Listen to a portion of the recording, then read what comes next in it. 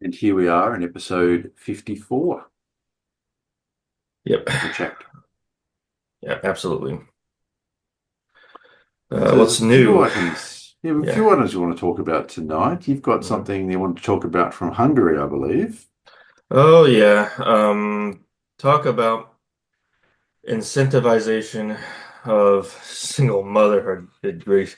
So Orban Victor or Viktor Orban, it kind of had this tweet on our favorite social media platform, X. 2025 is the year to breakthrough. We are launching the largest tax reduction program in Europe. We are introducing full, lifelong income tax exemption for mothers with two and three children. There is nothing like this in the whole world. Yep. So I had never heard of this before. After you mentioned it, I think, as you say, Peter had originally posted something on X. I did a little bit of poking around and I found out that apparently Hungary already has a program like this for women who have four or more children. But I suppose that's a relatively small proportion of the population. And they're now extending the program to women who have two or three children, who will, of course, be a lot, much larger proportion of the population. So, yes, this is really quite a big deal and a lifetime exemption on income tax. Extraordinary. I mean, because women keep on having children throughout their life, right? I mean, Exactly, that's right. Exactly. But, no mention of fathers. I mean, our grievance is that this is only for mothers, of course, because, Yes. fathers clearly have nothing to do with anything to do with children, So making children apparently, and any single dads out there who are bringing up four or five kids apparently plumb out of luck from the sounds of it. Mhm. Exactly. And Mm. and people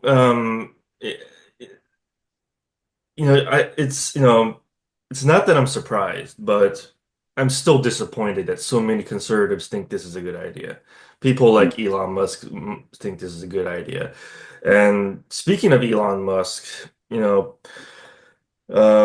I think he's partly to contribute to this kind of this bit of a panic about the population decline, which there's truth to the population decline thing, but That's right. um, the jargon that we have to kind of tackle this thing has always been have more children, which is Yeah. stupid because it has nothing to do with raising good children and good environments and so forth.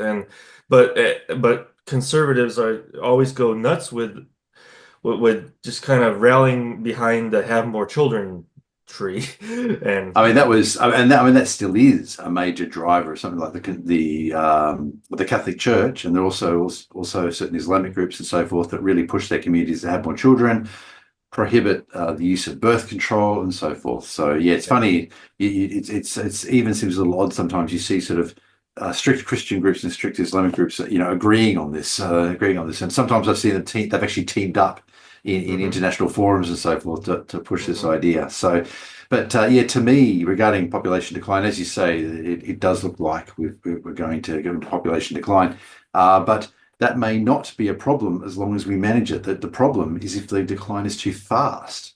As long as it's a steady, a relatively steady decline, may actually work out to be fine. So, though there are some people would be horrified that I would say that, but I think that we don't really kind of know what it looks like economically. yeah.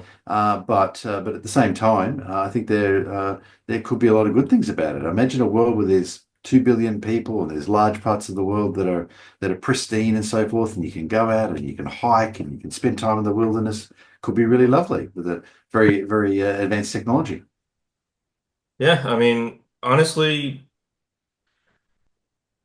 it should never have been a issue really to kind of freak out about, no matter what side Mm. you take on this thing. I Mm. know, I remember a Star Trek original series Star Trek episode in the Mark of Gideon that kind of raised this sort of an issue, Indeed. right, in a very exaggerated way, which was written by Stanley Adams, who played Cyrano Jones in the Troubles movie. It was So written by him. I didn't realize that. Well, yeah, yeah, that's yeah. that's Yeah, It's cool. yeah, he's that shrill fat guy Yeah, in Trouble yeah. with Tribbles is the one that wrote that Oh, the Mark of wow. Gideon. So I think we have talked about that episode briefly before, right? But just briefly. So the population, the planet objects to any sort of euthanasia. The planet is massively overpopulated, So yeah, beyond all reason. right. It's not just euthanasia. Supposedly Mm. that planet doesn't have diseases. And so and you know everywhere you go is supposedly people. You know, there's no Yes, moment to yourself and so forth. yes, And and they're actually go on. Sorry. they had to kind of steal some kind of latent disease from Kirk to start killing people off. Reducing the population, and Yeah. it's portrayed as being essentially shoulder to shoulder across the entire surface area of the planet, which of course is nonsensical because Oh people yeah, would, yeah, yeah, yeah. yeah, people would die from all sorts of things if they couldn't move around. Yeah, sure. Yeah. But yeah, Season 3 had a lot of problems, and that was one of yeah. them. Even as a kid, I like the idea of the overpopulated planet, but even as a kid, I recognized the problem with people being shoulder to shoulder across the entire planet, and the fact Yeah. that they built a replica of the Enterprise means it always struck me as odd that they have to sort of push some people out of the way to build this replica. Yeah. But Well, anyway, it's you know, otherwise a good it's episode. I agree with you, but it's clear that civilization did not have space travel. No, exactly. That's quite right. Yeah, Yes, sure. otherwise You that's know, right. yeah, Because as just we get know in the out in Star Trek space and universe, yeah. Uh-huh. As we know in the Star Trek universe, there are plenty of uninhabited terrestrial planets. They're all over the place in Star Trek Hmm. universe. So if you want a planet to yourself, if you look long enough, you can probably find one. Right, yeah. There are a number of episodes of Star Trek actually where species were looking for new worlds, and the Federation was like, "Yes, we got a couple of uninhabited planets we can give you." Yeah. So there you go. That was the solution to the problem. The Federation needed to give them warp drive or something. Exactly. And you know, this whole putting Kirk in an empty Enterprise thing was due to an error that Spock would have captured easily if he'd paid attention. That's right. Yeah. So a few Okay. problems with the episode, but I do like the overall premise of the planet that space is at a premium and there are too many people. Overpopulation is a severe problem. So Yeah, yeah. yes, as you say, we Yeah, should. we kind of got off track with the Trek Yes, thing, but and we did. we're gonna come back to Trek momentarily, but back to the whole Yes. population thing. So, So uh, clearly, Viktor Orbán wants to massively increase the population of Hungary. That's his aim. yeah, something like that. I mean, either he wants that or he's catering to those who do, I think. Yeah. Yeah, yeah, yeah, So because yeah. these sort of programs, I mean, this is he's right. They're right when they say, and I think Orbán himself said it's unique, and that's as far as I know, that's true. There are many programs around the world where they're encouraging people to have children. By and large, they've all failed. If people aren't wanting to have children, it seems like financial incentives aren't very good at changing their mind. There is a slight rate increase in the birth rate of it, but it hasn't been very significant. So I suspect this will be the same here, that this program won't be particularly effective. Mhm. Yeah, exactly. Yeah, but it's just a sentiment that's really is setting me off. The combined sentiment of these Yeah. people making the laws and conservatives going gaga over it, and Mm. you know, just this perpetual stereotype that fathers don't matter. Yep. No, Yep. As you say, it exactly. could be a married woman or it could be a single woman. They're not making a distinction. It's just as long as you've got Mhm. two or more kids, you've got lifelong exemption from income tax. Mhm. Extraordinary. Exactly. Yeah, and you know, and by that letter. Um, you know, you're incentivizing single motherhood, you know. Mm. I don't care if that's not the supposed intent of this thing, but that's what would follow if taken to heart. You know, Well, we're yes, because yes, that's right. There's a significant financial boon to be had there for a woman to right. fall pregnant and give birth twice Yeah. in her life, and then that's it. And yep. Yeah. And speaking of single motherhood, and speaking again of Elon Musk, you know, I hear that someone named Ashley St. Clair, whoever the hell, is having his baby and is opting for single motherhood of said baby. And conservatives like, you know, Tim Pool or a council like Cat Turtle, like, great job, I'm happy for you. It's Mm.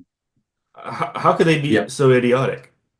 Yep. It's interesting because conservatives in the past were more focused on familyhood, and there certainly has been a Yeah. shift on the conservative side in that regard. Yeah. hmm Yeah, it's the Um, promotion of sainthood to single motherhood.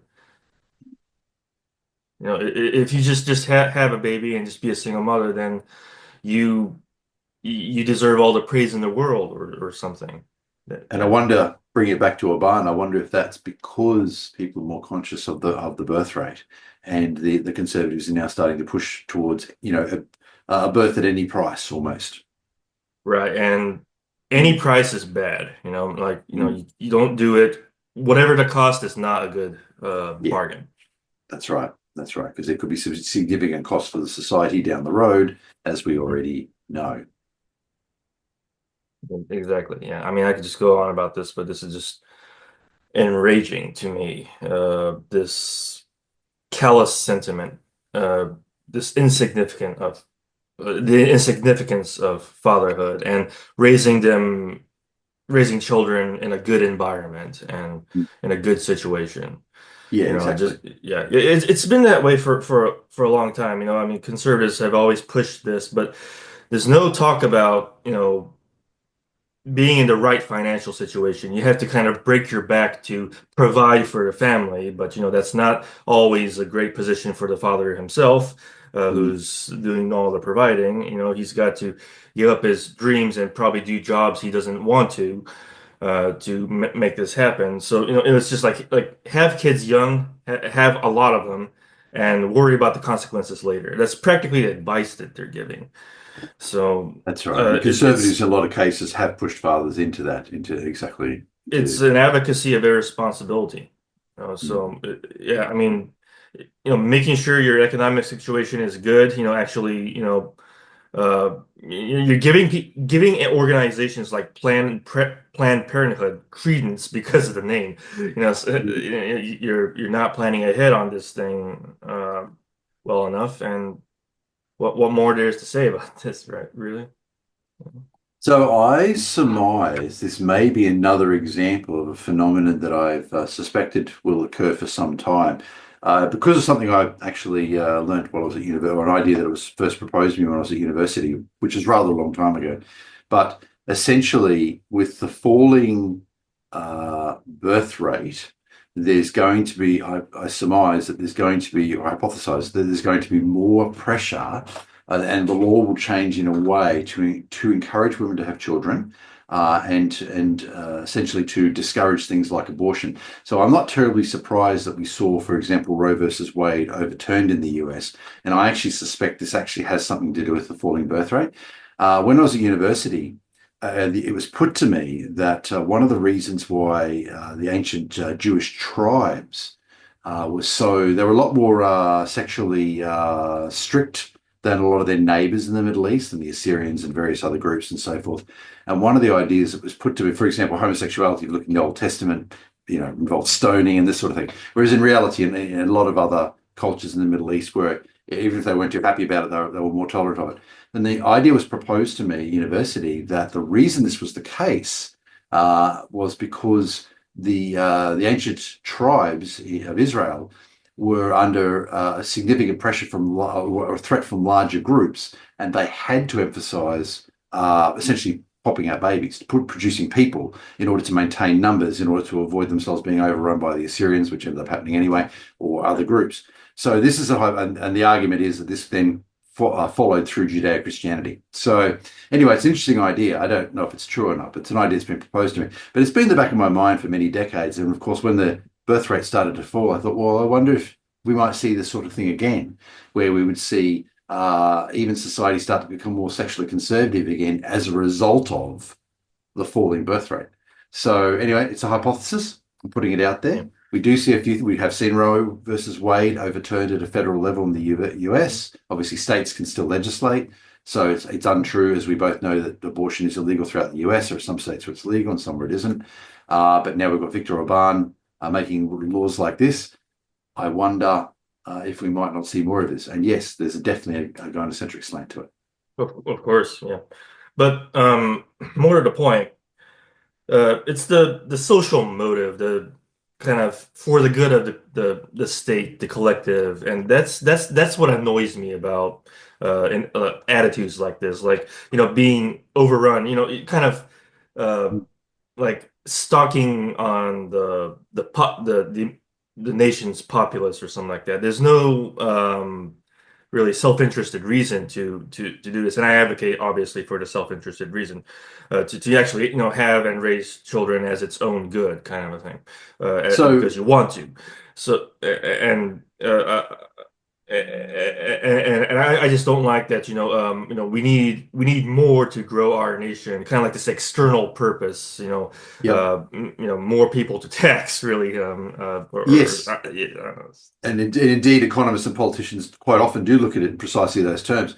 In actual fact, it's one of the. I'm still writing the Victorian fallacy, by the way. I've been writing for about 8 or 9 years now, still going. But one of the things that I realized while I was preparing the material was that many ancient societies act exactly this way. If you the feminists will talk about patriarchy and so forth, men oppressing women. Really, I think if you look historically, many societies essentially treated their own well, many kings and queens would have treated their own subjects like a disposable utility, right? Yeah. And that would involve the men going off to war in most cases.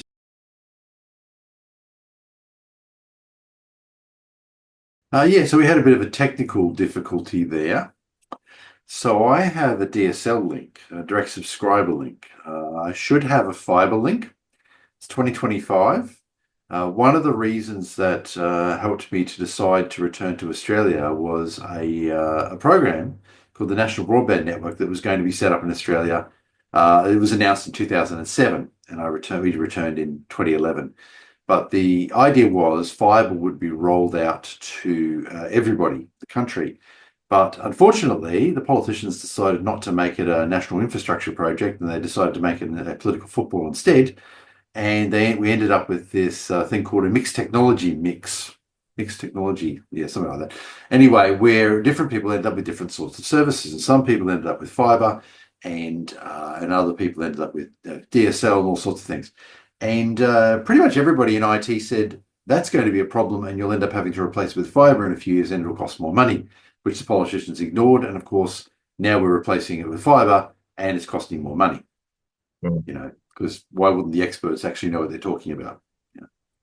Exactly. Anyway, yeah. So I currently have DSL, and that for the first time ever, that is dropped in the middle of one of our sessions, one of our meetings. Unfortunately, Yeah, it's our first technical difficulty. So, yeah. So I understand. Vernon's going to be able to fix that and splice mm, it all together later on. right. Yeah, can do. All right, but we were talking. We see at this point we don't really know what we were talking about until we revisit the footage. But I believe Rob was going on about um, the attitudes behind the sexual conservatism of people in the past, I guess, different cultures. Yes, there was a particular point I was making. Oh, yeah. So, oh, yes. Okay. So I think I might. Yeah, I think so. I didn't immediately realize there was a problem, and I was just talking away actually. And oddly enough, it had actually frozen with Vernon's eyes closed as it happened. And Vernon wasn't moving with his eyes closed. I was kind of wondering why, and then I realized the connection had dropped. Thank you. Yes, I do recall now what I was talking about. So I will think. So how far did I get on? I think I talked about ancient Israel, didn't I? Yeah, About the you spoke Yeah, I about did. Israel. Yeah. Yes, yes. There was another point. Yeah, there was another point I was making beyond that, which I actually don't recall now. I should have written that down as soon as I realized there was a disconnect. That's okay. I know it's a point I've made before, so I'll no doubt make it again. Uh, but in any case, yeah. So that was kind of an annoying disruption, unfortunately. But Mhm. uh, yes, I guess back to Viktor Orbán and Hungary. Yeah, like I was saying before, I don't think it will help that much Mhm. in Hungary's case. The Earth very likely will go into population decline unless something really drastic changes, and it doesn't seem it's going to. And I think we will just economically, I don't think it'll be as bad as some economists are saying.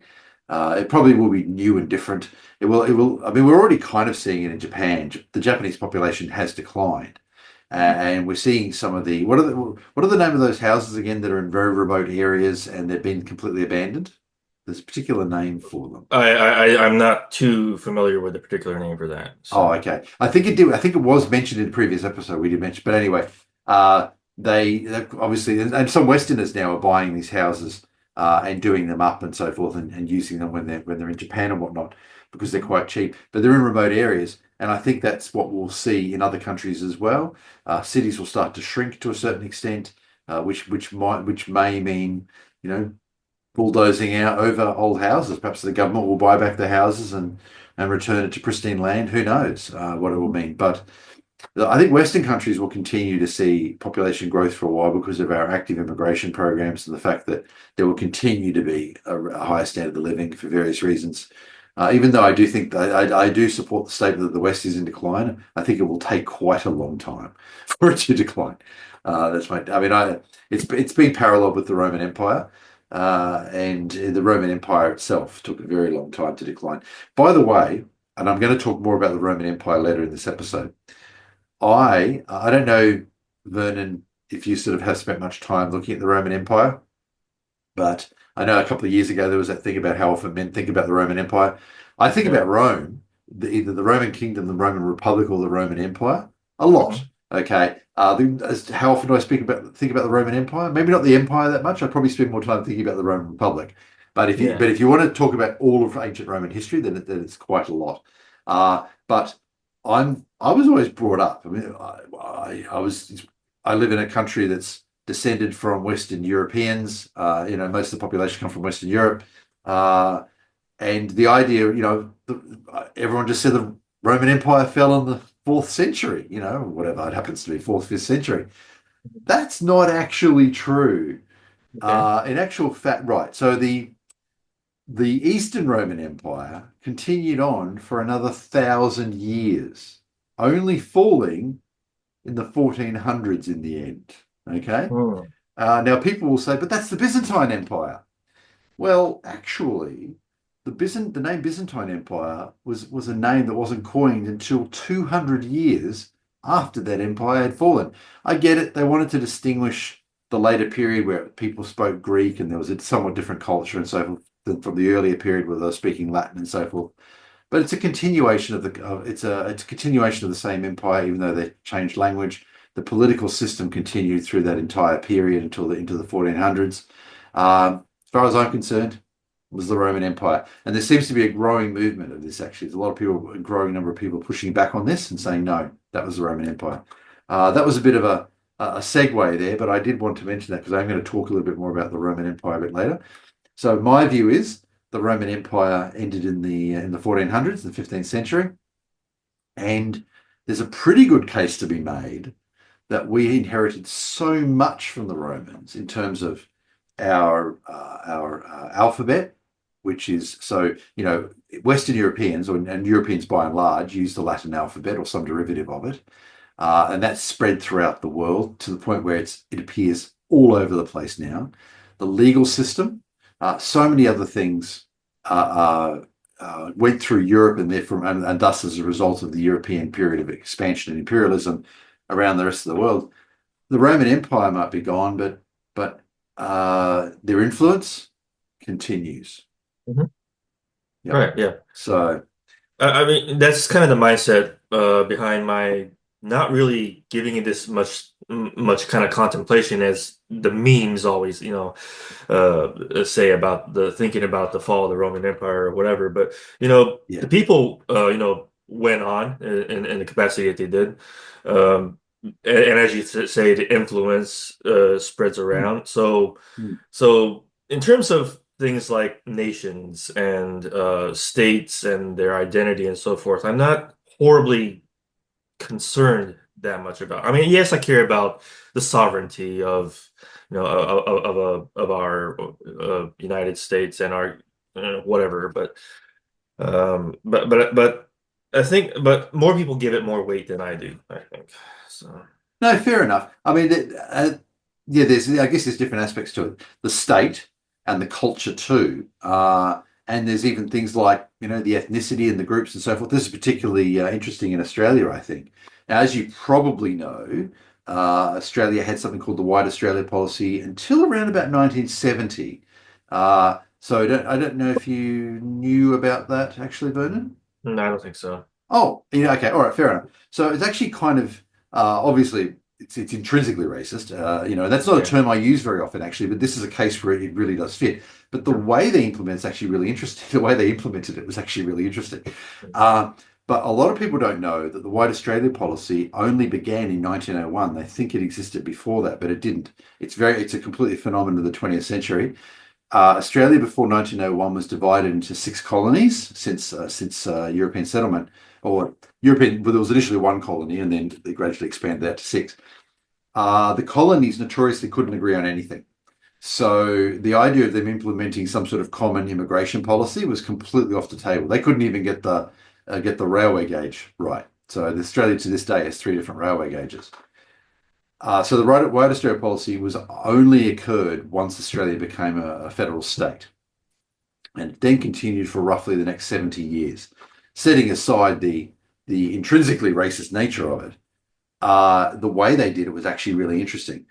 I don't know if they always did it this way, but one of the ways that they could do it was they would, if somebody was arriving in Australia, they could ask the person certain questions, in any European language. And in particular, they would ask them to say the Lord's Prayer. And this may sound fair. Oh, great. So someone arrives from Poland. We can ask them to say the Lord's Prayer in Polish. No, that wasn't the intention. That might have been what it was in writing, but it allowed the immigration officers to ask the person to say the Lord's Prayer in a language that they were pretty sure they didn't speak. So that if you wanted to keep someone out, you could just ask them to say the Lord's Prayer in some language that, if they're from France or something. Oh, yes. Could you say that in Slovenian, please, for me? Oh, you can't. Well, you can't come in. So that's how they did it. One of the ways they did it. Famously, there was a European linguist for some reason they didn't want to let in. So it wasn't just non-Europeans. There were occasionally Europeans who refused under this program, and they asked him to say the Lord's Prayer apparently in a dozen languages before they found one he didn't know, and they eventually turned him away. But they had to pick a dozen different languages. Anyway, so that was a White Australia policy. But where I was going with that is that since that was ended, in the 1970s, Australia took in a fairly large number of immigrants from refugees from Vietnam following the Vietnam War. I think probably South Vietnamese mostly, and probably people who were working with the allies in Vietnam and so forth, the Western countries that were there. But there's obviously a lot. Obviously, Australia's right on the edge of Asia, and there's a lot of immigration into Australia from many Asian countries. And I think I've noticed this since I was a teenager, and I think it's resulting in something that's really interesting. What we're seeing is a kind of melting pot. Australia's always been a melting pot like the US, but it's predominantly from Asia today, right? And we are absolutely seeing a demographic change in terms of the proportion of the population who are Asian is absolutely increasing. But they're coming from many different Asian countries. And as a result, you're kind of forming again, it's adding to the Australian culture and forming a new culture versus, say, just bringing in Chinese culture or whatever it happens to be. So the language of communication continues to be English because you've got people coming in speaking Thai and Vietnamese and Chinese and Filipino and whatever. So the language of communication amongst groups continues to be English.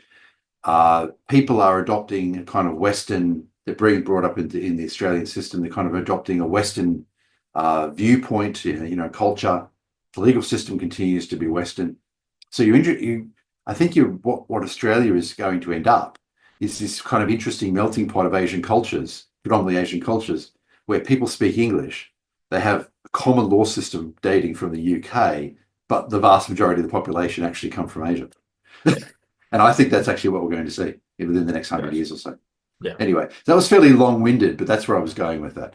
You were talking about the whether countries will continue, whether societies will continue. In the case of Australia, I postulate that the state will continue, and the culture will, to a certain extent, stay the same, but it's being influenced by these other cultures coming in.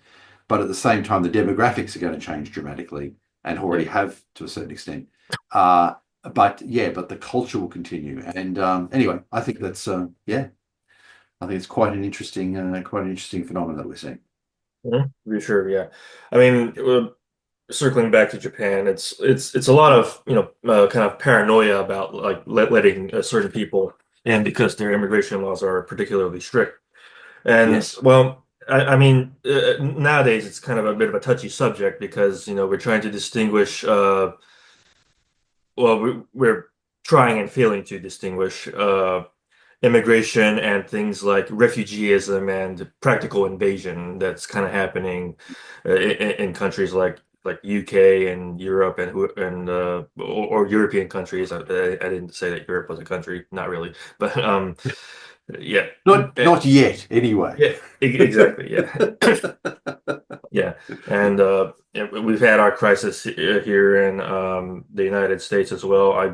I'm assuming it's going to be mitigated to an extent, but because that's the idea. You're kind of if you're trying to impose your will on the populace by coming in and making demands and the use of force to if they don't comply, then that's yeah, it makes sense to call that an invasion. Yes, and that's Uh, a very different situation than the one I was talking about, of course. Yeah, exactly. exactly. Yeah. We've got people integrating. Yes, and that is a very serious problem. I mean, it is interesting. I've lived in two countries, Australia and Canada, and neither of them have the type of immigration problem that you're talking about. One, because it's too far north, right? And the other one, because it's surrounded by water. Yep. And in Australia, if we get 200 illegal immigrants, it's red alert panic stations. Okay. And some countries, the numbers in Europe, I mean, what Germany took in 1 million refugees. I mean, but they weren't illegal because Germany allowed them in, but nevertheless, there are enormous numbers of people. I remember, I think 1 year Italy took in 250,000 or something like that. This is going a bit further back from North Africa. The numbers are just staggering in Europe, for example, compared to our case where we've got a few hundred people and we consider that a serious problem, or Canada, where the only illegal people are arriving on planes virtually. For sure. So it's a very different situation, or your situation where you have a southern border which is long and difficult to secure, and you do have a relatively large number of people coming across. I think probably not to the level of Europe that Europe is getting, but it's still quite Yeah. large. Exactly. Yeah. Yeah. But back on immigration, if Mm. it's handled correctly, and if it's about becoming like a proper citizen, then I think Japan could kind of. I think that's the kind of the route that Japan must actually take to solve its uh, lack of the crisis of lack of population. Yeah. Sorry. So I Because just want to clarify. You're certainly saying that it will liberalize immigration. Is that what you're getting at down the road, or? no, I'm saying that that's probably what they should do if Oh, right. they are Okay. to right, Right. exactly Yes. because uh, no incentives work, ultimately, I mean, Yeah. and Yes, that's right. the incentives are always gynocentric, and we know what happens. It doesn't help anything. It Yes. makes things worse, and Japan is a very gynocentric culture, and we Right. know Okay. that, yeah, and we see the results of that. There's no Yeah. incentive to do the normal thing and just have families because that's just not conducive anymore. There's no respect for fathers over there as far as I'm concerned. And media is the gate, the kind of like the window to all this, right? You can actually look into its media, and this applies to every culture that has media. And you could see that it's we can't use it's not real life kind of thing. We got to go out to the world and see. No, the media is pretty truthful. It's like uh, It reflects the it's society. exactly yeah. I didn't say that I didn't mean to imply that the mainstream media is being truthful. I'm just Sure, saying sure. that what you derive from that speaks some truths, whether Yes. To yeah. the culture. That's right. Exactly. Yeah, that's I what I agree. meant by that. So, Yeah. Yes, I figured that's what you meant, but yes. yeah. Now that's interesting, actually. You say that because I've taken interest in Japan recently. I went there recently. Mm, We're going to go back there actually, spend some more time there. I really liked it as a visitor to the country. Okay. And I know I hadn't realized it was actually so gynocentric within the culture itself. Obviously, I'm a visitor and it's a different situation. But I have got my feeling is the same as yours that they're going to have to do that. That's exactly the same conclusion I had come to. Moreover, my sense is that they're going to do it as well. That's kind of my yeah. feeling. Um, Hmm. I've been looking at the immigration program in Japan. I've always had an interest in in programs like that, Hmm. and I found that they have. It seems to me like they're dipping their toe in it at the moment. They've Hmm. made a few new visas which allow people to come for longer. So if a person's got over, I think 30 million yen, which is about 300,000 Australian dollars, probably around about 250,000 US dollars at the moment, in the bank account, there is an annual visa which I think is renewable. Anyway, I feel like they're dipping their toe in it, and my suspicion as an outsider, and I don't by no means that I claim to be an expert in the culture, just as an outsider looking in, my suspicion is what's going to happen is that they'll introduce some sort of visa to let people come and stay with language and culture tests. Yes. So a person will have to be able to pass, and then these things never require fluency, right? So some sort of basic level of understanding, probably test cultural norms in a test as well. If you pass both of those, maybe it's a 5-year renewable visa or something like that. That's my suspicion that they'll end up going there with something like that, because I Yeah. think they'll have to, or as you say, the population is just going to continue to decline. Hmm. Yeah. Yeah, and there are certainly plenty of Westerners who would happily get out of the West for a variety of reasons, not the least of which is people who are sick of woke and would like to live in a culture where it's not nearly as prevalent. Okay. Yeah. Just don't bring the woke with you. Yeah. But exactly right, quite right. And of course, then the gynocentrism is there, which is something that will shock many Westerners when they start when Yeah. they realise that Yeah. there's more than one form of gynocentrism. That's right. Hmm. Yeah, Yeah, exactly. Yeah. yeah. Yeah. So anyway, interesting you should mention that because this is something I'd thought about for the Yeah. last few months. Hmm. So that's my prediction. Let's see how close I get in a few decades. Exactly. Yeah. So I have two more items, one of which is also about the Roman Empire. Okay. But I just want to briefly mention Skype. Yeah. Right. And yeah, so Skype is shutting down in May. At A Voice for Men and many other men's rights groups, we make very extensive use of Skype. It's kind of been the lowest common denominator for a very long time. I made some efforts to sort of change it when I first got involved and was told, nope, that's pretty much what everyone can agree on. So here we are. Now it's going away, so we're going to have to find something else. So no, I do not necessarily love Skype at all, but it's kind of actually got a bit more stable, I think, in the last few years. It's not as bad as it Oh was, I yeah. think. That's my Yeah. feeling. Sure. I mean, I never really had that much of a problem with Skype. So. But it Yeah, just seems like an app that people kind of forgot about, Microsoft forgot about. and So yeah.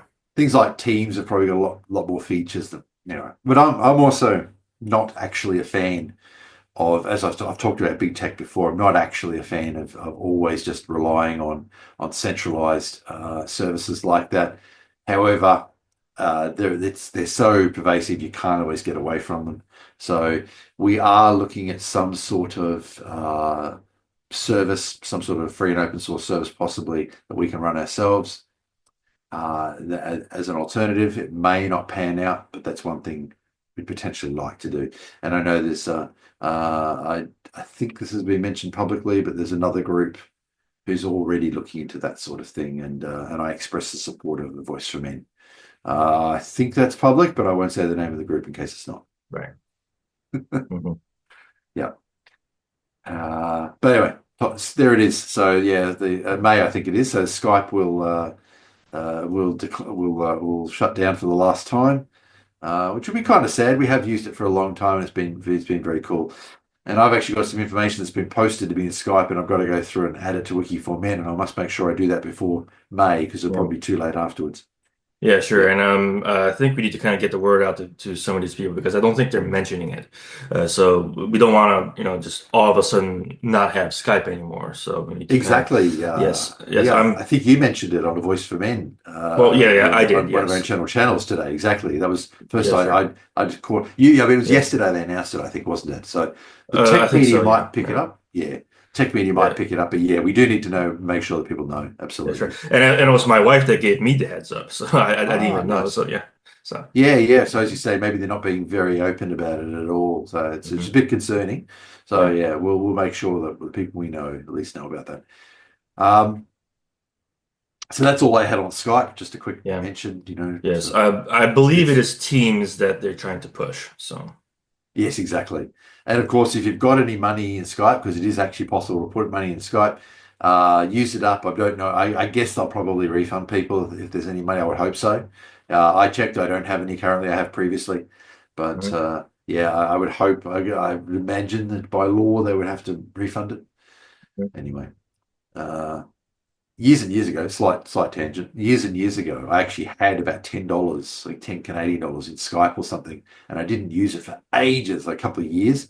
And they sent me an email saying, if you don't use it in the next 6 months, we're taking it off you. And I didn't use it. And they took it off me, and I went, oh, well, it's $10, not that big of a deal.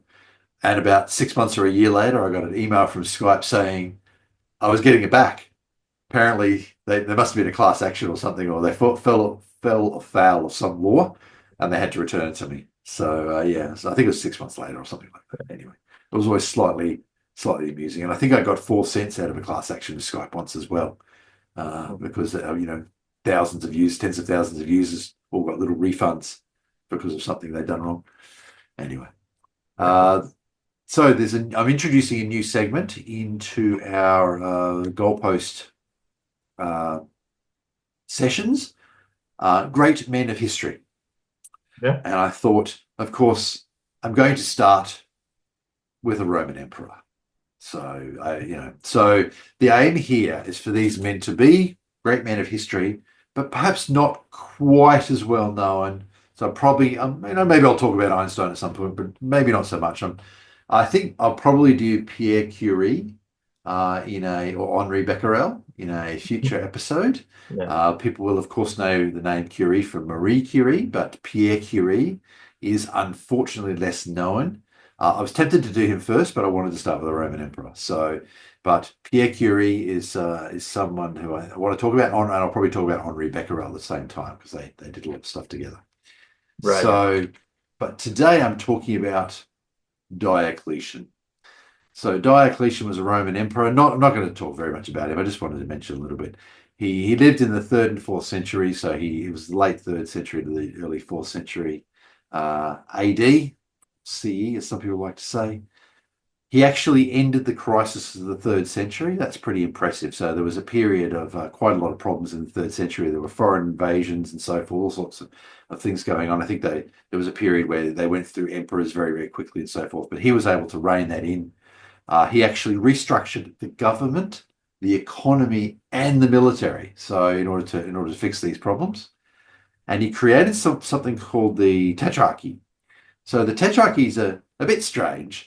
The idea was that the Roman Empire was so large, and communications, of course, at the time was so slow that you couldn't actually manage it from one emperor couldn't really manage it. And that was, I think, his argument was that was kind of the problem, and with the Roman why they had so many problems in the preceding century.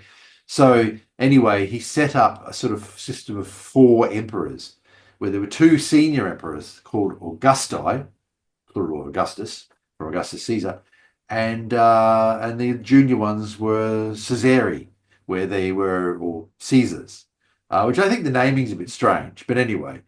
And I think the idea of the Caesari were the heirs to the Augusti. And apparently, this system actually didn't last very long, the Tetrarchy, but it was heavily influential in the system that ended up occurring later on in the empire.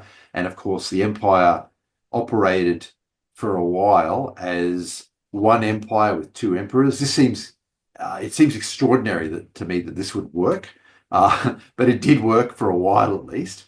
But the idea was if the Western Empire was attacked, the Eastern Empire would send legions to help. And that did work for a while. I think after a while it broke down, and eventually the Eastern Empire stopped sending, and eventually they become two separate empires. And then, of course, the Western Empire fell, and the Eastern Empire continued into the 1400s, as we mentioned earlier in the episode. But anyway, that all started with Diocletian and him creating these Augusti and the Caesari. So anyway, just a shout out to Diocletian, who again restructured the empire, probably saved the Roman Empire. Otherwise, it probably would have fallen much, much earlier in both the East and the West, and thus paved the way for Western civilization. Ultimately, the empires, the European empires of later periods and so forth that bring us for best or better or worse the world we have today. Yeah. So Diocletian is a name you hear around, but if you're not into Roman history, you probably may not have heard him, or you may not know much about him. So anyway, I wanted to start with Diocletian. I think I'll do Pierre Curie next. He's a bit of a personal favorite of mine, actually, historically. So yeah. Anyway, that's all I had to say on Diocletian, and I think it's also kind of a cool name, actually. I think it's a Yeah, cool name. yeah. Right. Well, he also nicknamed himself Jovius, right? He did. Yeah. So kind of naming him Exactly. after basically Jupiter, I think. So Exactly, that's right. Yeah, exactly. So I think probably a lot of these emperors had a bit of an ego, naming yeah, yourself after a god, yeah. but yeah. Hmm. I mean, for a long time, I don't know if it was true when he was the emperor, but a lot of the emperors were supposed to be divine. Hmm. I don't know if it had already broken down by the time he was emperor, but yeah, Hmm. Augustus, I think originally regarded was considered himself or like to claim to be of divine origin. So.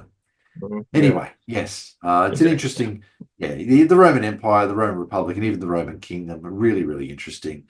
The Roman Kingdom doesn't get talked about that much, but I think it's really quite interesting. And I'll just look up the name. I want to get this name right. I don't know if did I mention this in a previous episode. Um, so. Yeah. I wanted to get the name right because I just think this is the best name in here. So the last king of Rome was Lucius Tarquinius Superbus. Now I don't know if Superbus has the modern meaning, but I just think that I just love that name. Yeah. So anyway, so he Yeah. was the seventh and final king of Rome. So yeah, and the reason Yes, so the I'm Romans, seeing it right now. Tarquinius Superbus. yes, I just think that Well, is a I looked at it and I just saw, I didn't think superb, I saw super bus. super bus. Exactly, that's right. That's right. I don't know if he just thought he was that good. He's superbus, but anyway, Right, yeah. yes. Yep. But yeah, so the reason that Rome did start as a kingdom, and the reason that why the Roman Republic was so allergic to kings is because uh, I was trying to say denounced, but they had eliminated their kings, and they had a republic for an extended period of time. I believe the reason we have the word emperor is because the early leaders of the Roman Empire didn't want to call themselves kings because the Romans were that allergic to the term king, and so yes, it was very much not a king. The first couple, in fact, even Julius Caesar, I think he was dictator for life actually, and then anyway, yeah, that's all I wanted to say on that. And I've just got Zoe McClellan. Do you have anything else before I Oh, jump in? I've got actually quite a few things. Oh, So yeah.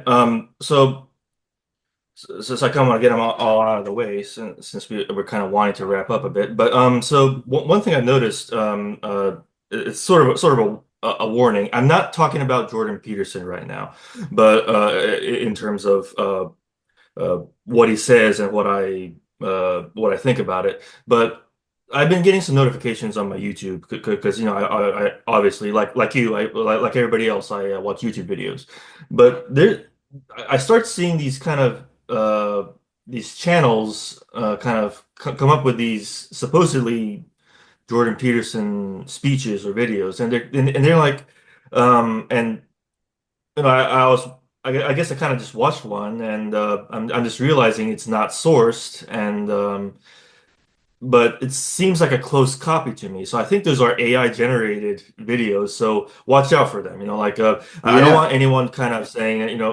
saying Jordan Peterson is this or that, but then it's not even real. So and they're kind of they're there's a lot of hashtags like masculine mindset, Jordan Peterson wisdom, or something like that. It's like it's very automatically generated stuff. So one thing is like a man who lives alone without girlfriend, Jordan Peterson, and it's copied across different channels. Like there's one that's coming from a channel called Peak Potential or something, or then there's others like the Success Mindset and the Winner Mindset, and there's all kind of these what look like bot channels, I guess. So just watch out for them because it's all audio stuff, and there's like automatically generated captions in the video that because it's Uh, obviously computer generated. So mm, and there's no source of where this speech was made. yeah. And there's a couple comments in any given comment section that call it out, but most don't appear to get it. So so. But I will say that, it is pretty amusing to me that there are some comments that are kind of, criticizing the whole get married or that whole spiel. So I think people are catching on that aspect more than I used to. I said I wouldn't talk about Jordan Peterson, but here I am kind of it. But beside the point, if you see these kind of things, it's probably a fake. So don't go Yeah, saying that's Jordan Peterson said this, react to it. So it's probably not.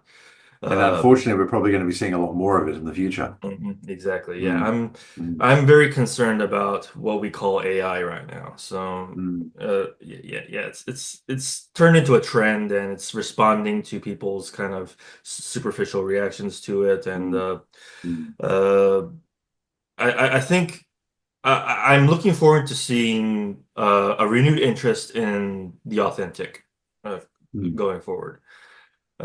I feel And like there has yeah, been a bit of a movement that way already. There are a lot of yeah, people, when you see AI answers on something like Quora, they will just reject it as an AI answer.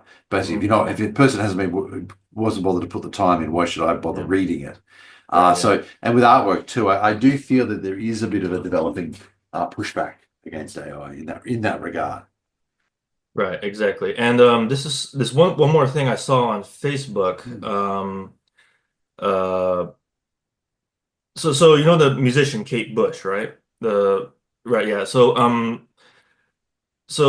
saw something on Facebook on uh her account or page, I guess, saying, "Is this what we want?" And so I'm going to recite it. It's linked to her website. Over 1,000 musicians are jointly releasing this album. There's a link to it today to protest the UK government's planned changes to copyright law.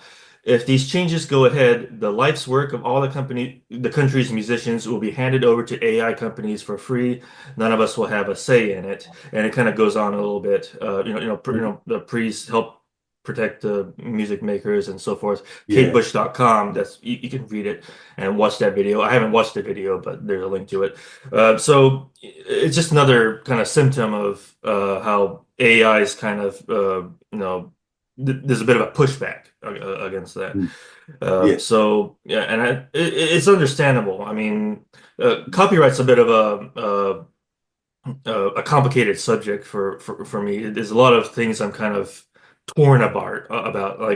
Like I believe that it is as a creative musician rather stupid to kind of hand over rights to like a record company to begin with, I think, because that's how certain albums get unreleased or unre-released for a long time. So a lot of complicated stuff. But and I've also it's really complicated because I'm critical of patent law and so forth, but yeah. it's but Same. so it's really hard to pigeonhole me on this one. Um, but back to the AI thing, it's we're not going to be sure what's virtual and what's real. I think. Yes, we're going to have to find some way, like possibly uh, verified channels or something like that, or verified sites, and potentially, if it's Jordan Peterson, for example, Jordan Peterson's official site or his official channel or something like that. Yeah, we're going to have to be careful with that. And of course, yeah, maybe we should talk about AI in a future episode because I have some thoughts on that as well. So, Yeah. Well, I'm and the actually kind copyright of aspect. so I'm actually of a mind right now that any given creative thing I'm kind of doing, maybe I should videotape myself, kind of working on it. So, Doing it. so I have proof exactly, Yes, right. I've written quite a few things, over the decades, and I actually have a lot of rough drafts that I've taken from those. And I've Yeah. often thought if there was a problem, I could present those rough drafts, and you can see the trend of the work, and sections Yes. I've deleted now. Yeah, went a particular direction. I've often thought that would be useful. So yes, you probably should consider at least doing that periodically. Yeah, exactly. And Mm. circling back to the pushback, it's like, we're already kind of paranoid about this thing. Like Mm.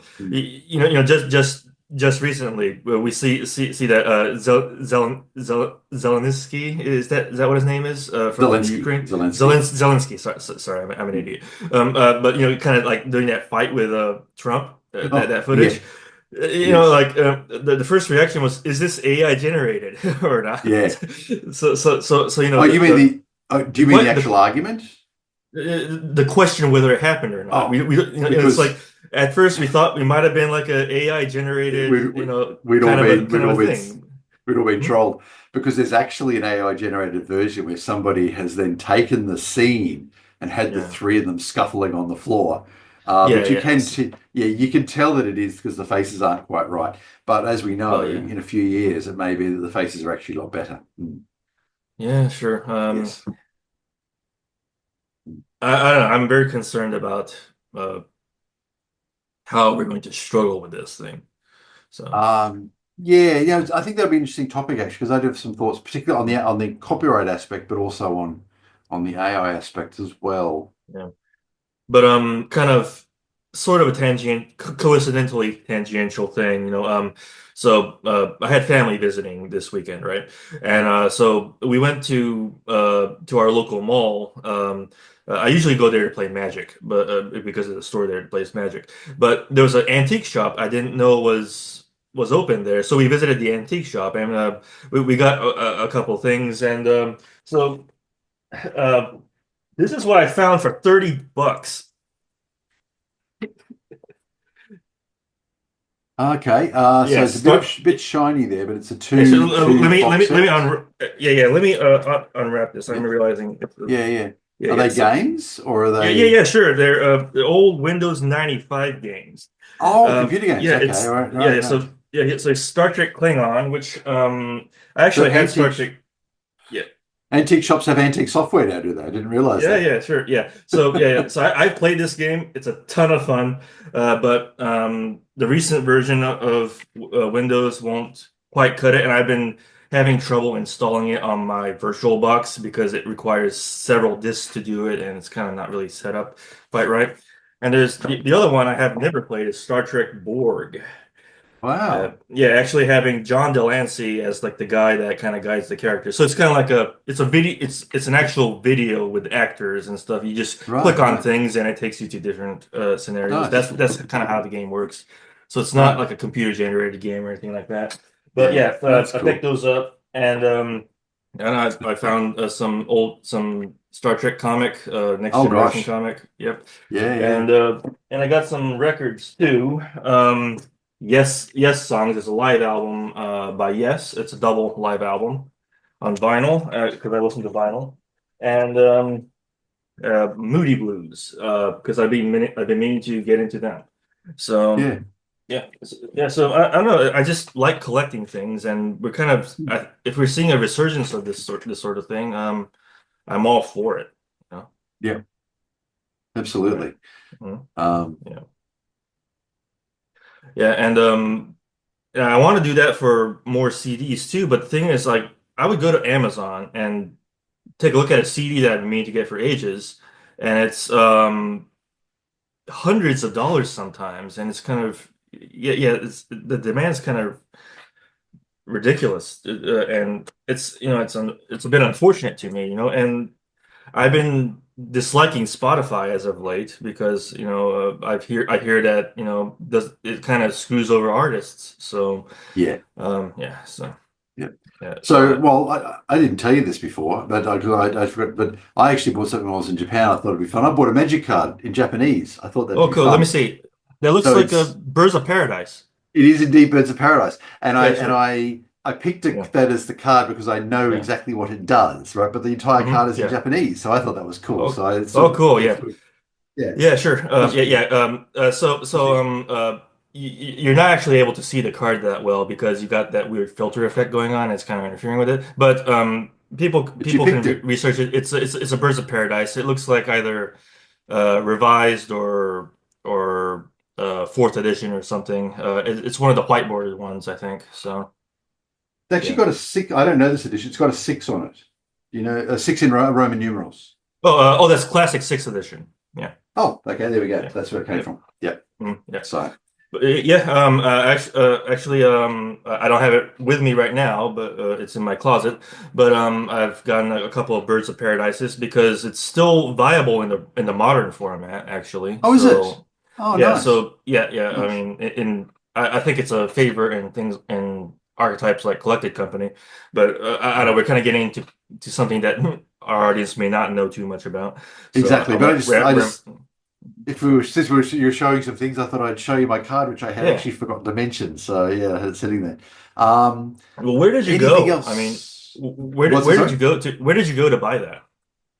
Oh, so we were in Hiroshima, and there's a street, Hondori Street, I think. It was actually an old market that actually predates the bomb. On it was actually destroyed and rebuilt, and it's right near Ground Zero actually. But the it was in there. It was just we were just wandering around, and it's a lovely market, and we found a few different things like a retro shop, and then we found this card shop, and I went, oh, I'm going to go in there. That's cool. And we I hope it bought. didn't break your bank to buy it. No, it's 400 yen or $4 Australian. Hondori Yeah, yeah, Street. That's it. Hondori Street yeah, Market. yeah. Sure. Yeah, yeah, Okay, yeah, sure. yeah, That should be around the price it is. I think some people yeah. can charge a bit more for it. Yeah, no, that was. Yeah, I looked around. I found something. I didn't want to spend too much money, and I like the yeah, Birds of Paradise card. So yeah, Hondori Market. So it's actually been around for a really, really long time. So yeah. Oh, yeah. I'm looking on Skyfall right now, and some of these go for like $7 or $8 actually. Even the new editions kind of are like that. So yeah, I think you got a good deal for that one, Oh, honestly. nice, Yeah. nice, good. But anyway, I know we've kind of gone on for quite a bit.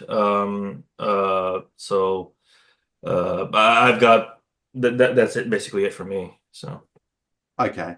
And I've got Zoe yeah, McClellan to mention. yeah, sounds good.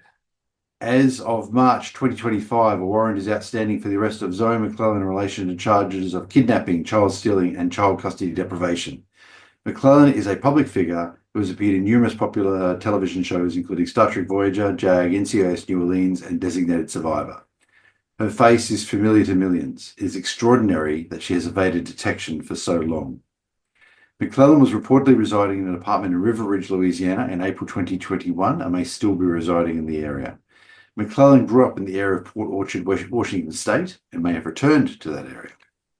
Some sources believe that McClellan has left the United States and is residing in Canada or Costa Rica. Prior to disappearing, McClellan was known to use the alias Sarah Chandler.